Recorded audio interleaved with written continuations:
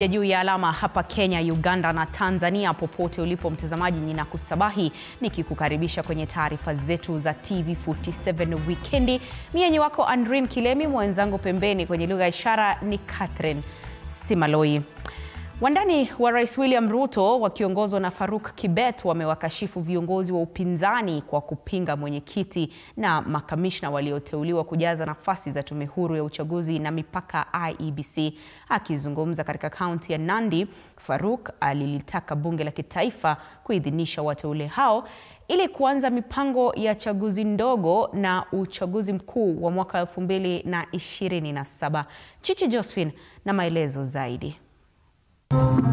Siku moja baada ya kiongozi wa chama cha Wiper Kalonzo Musyoka kujitokeza na kumsuta Rais William Ruto kwa kile alichosema ni kutofahamu matakwa ya katiba kuhusiana na IEBC, wandani wa Ruto wamemjibu.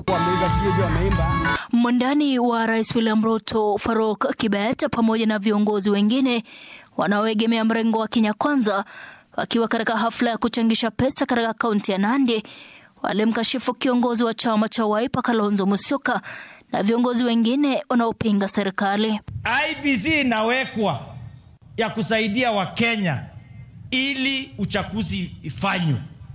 Wanasema Ruto must. Na kama Kalonzo ako na swali asiulize rais, yani mtu mdogo.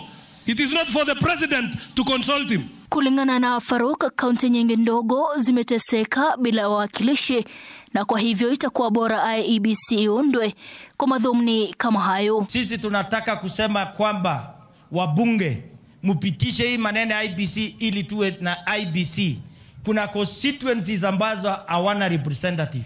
Na tunasema mambo ya IEBC ifanyike haraka sana ili sisi wale ambao hawana representation wapate pia kupata nafasi ya kuongozwa. Kiongozi wa walio wengi katika bunge la kitaifa Kimani Ichung'wah na viongozi wengine kwa upande wao waliutaja msimamo wa Kalonzo na ule wa viongozi wenzake kama wa kabila. Wale tulio na imani tunajua kupitia kwa Mwenyezi Mungu, sio uwezo wetu, ni uwezo wa Mwenyezi Mungu, tutafaulu.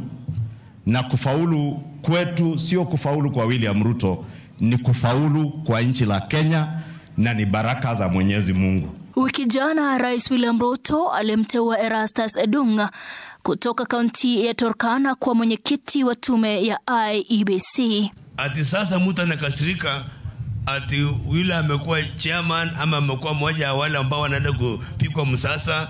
Na pali imefika, tunashukuru hata Mturkana ndiye amepata kuwa chairman. Ndio Kenya ijue hata minorities wanaweza kutoa chairman wa IEBC. Chichi Josephine, TV47.